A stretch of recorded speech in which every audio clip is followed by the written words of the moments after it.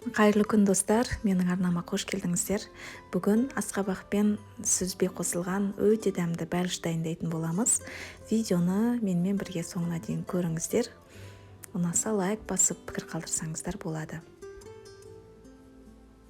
Ең алдымен асқабағымызды дайындап аламыз.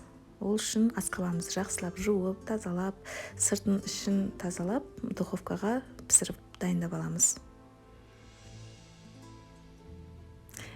Енді сүзбелі массамызды дайындаймыз. Ол үшін бізге сүзбе қажет. Сүзбемізге 2 жұмыртқамызды қосамыз. Қаймақ қосамыз, немесе йогурт қоссаңыздар да болады.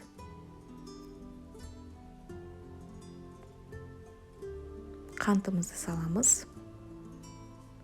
Ванилинімізді қосып, және де үлкен ас қасықпен 3 ас қасық ұн салып, бәрін жақсылап погружной блендермен араластырып езіп аламыз.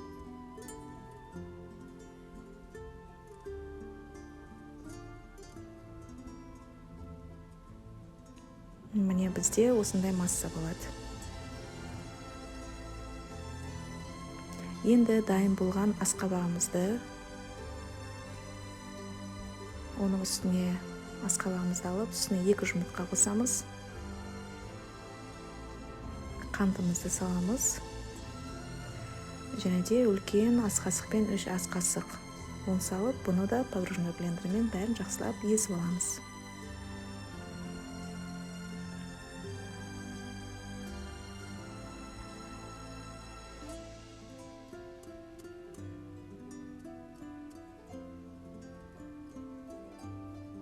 Міне біздің массамыз осындай болуы керек. Енді формамызды ішін майлап, бәрін жақсылап дайындап алып, осы 2 массаны кезек-кезек құйып шығамыз.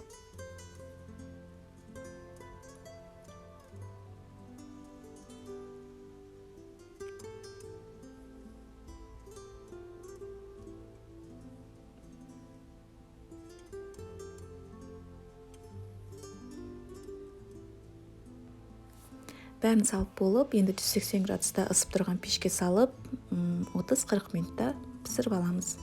Міне біздің асқабақ пен сүзбе қосылған өте дәмді бәлішіміз дайын болды. Бұны кешке пісіріп қойып, таңертең таңғы асқа өз отбасыларыңызға ұсынсаңыздар болады. Әрі пайдалы, әрі дәмді, яғни калориясы аз, яғни запеканка ретінде ұсынсаңыздар болады. Міндетті түрде дайындап көріңіздер. Ұнаса лайк басып, пікір қалдырсаңыздар болады. Қолдауларыңызды күтемін. Менің арнамда бұдан да басқа тәттілердің толық рецептісі тегін көрсетілген, сондықтан да кіріп көрсеңіздер болады. Асқабақтың дәмі мүлдем білінбейді, яғни асқабақ жемейтін балаларыңыз болса да, қорықпай берсеңіздер болады. Назарларыңызға көп рахмет.